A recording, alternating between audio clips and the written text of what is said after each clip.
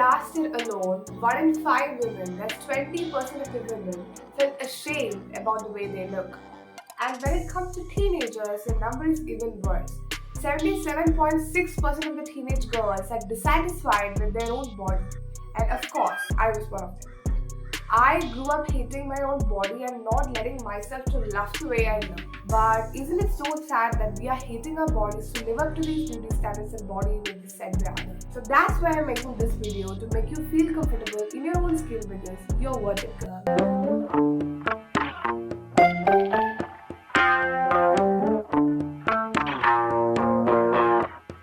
Hey, I'm Sri Lakshmi, and if you're new here, this is Space we question everything the world tells us about who we should be and start becoming who we truly are.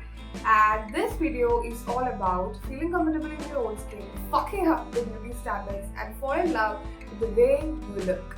So without further ado, let's get to the video. So first of all, let me give you some facts to prove your little brain that is actually wrong and to wake you up from this cycle of negative thinking. And these are some of the things that I tell myself whenever I feel I'm not good enough. Fact number one, beauty standards are not even real because they have never been consistent. If you look into the cycle of this beauty standards, the history of beauty standards, you can see how they changed or evolved during history. So to prove you with some real evidence, let me give you some historical facts. So in the ancient times, the athletic and symmetry body was considered to be more desirable and more appropriate according to the beauty standards because that was considered to be fit for hunting. And later, during the Renaissance period, the curvy body became more desirable and fair skin was considered to be more aesthetic. And between the 17th and 19th centuries, the tiny waist came to the forefront. So hello corsets and discomfort. And in the 20th century, certain celebrities popular in the hourglass figure shape, so it became more desirable.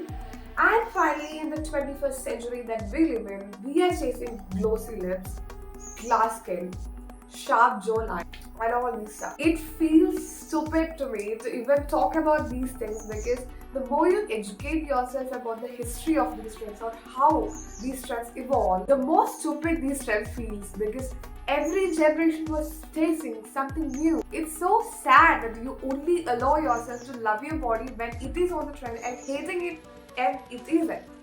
So it's time to fuck up these beauty standards and let them go because they are not even real and they doesn't even make any sense. Fact number two, you are a healthy and fully functioning human being.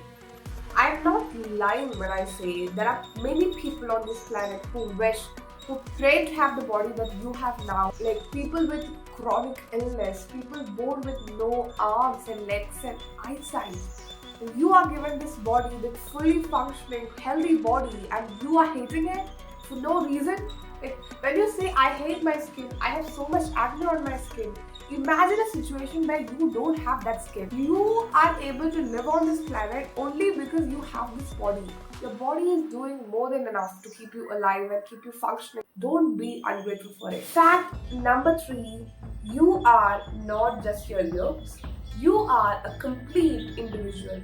You are not your face, not your body, but you are a complete individual with values, ideas, thoughts, beliefs, opinions, and so much more. You have so much passion, you have so much desires, ambitions, and goals, and that's what makes you special. Because imagine a situation where you look perfect according to these beauty standards, but you are also jealous, envy, angry, are always arguing, always mistreating people. People are not going to like you even if you look good if you treat people like shit. What actually matters is what you bring to the table, how compassionate you are, what your personality is, what your values are.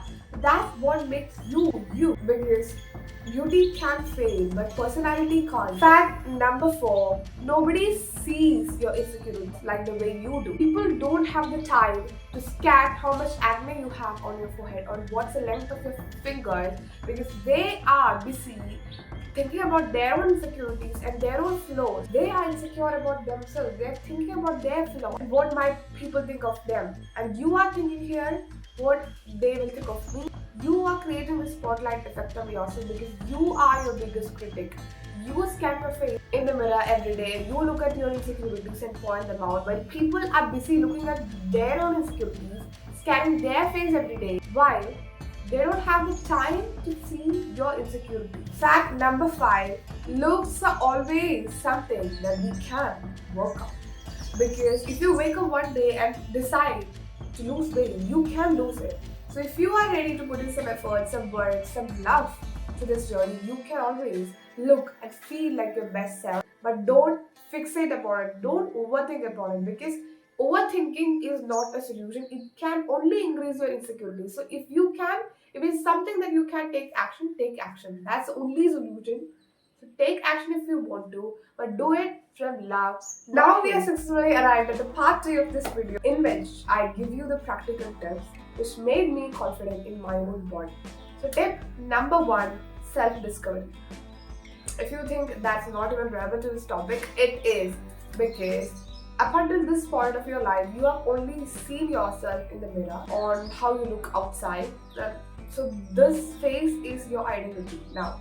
But the more you learn about yourself, the more you embark yourself upon the self-discovery journey, the more you dig deeper into yourself, you will know what your values are, what your beliefs are, how much you're capable of, what's your potential, and everything. And after knowing these things, the less relevant your looks will become, because they are not even important. They are only a tiny part of your whole personality. Tip number 2, invest in your looks, because as I said, looks are always something that we can work on. If you want to build a skincare routine, go and invest on it. If you want to work on your personal style, invest on it. If you want to get yourself a gym membership, go and do that, because now I know how I treat myself and how much effort I put into myself, and I'm not ready to accept people into my life who treat me less than that. Tip number 3, dress to impress. Not other people, but yourselves. Because dressing up is one of the most self-loving things that you can do, because when you dress up, you will feel pretty. And when you pass by every mirror, you will feel and look pretty to yourself, and your mind will start to think like, oh, you are actually beautiful, you are gorgeous, and I see that. And your subconscious mind will believe it, it will engrave upon your mind that you are beautiful. Tip number 4, have at least a non-makeup day every week.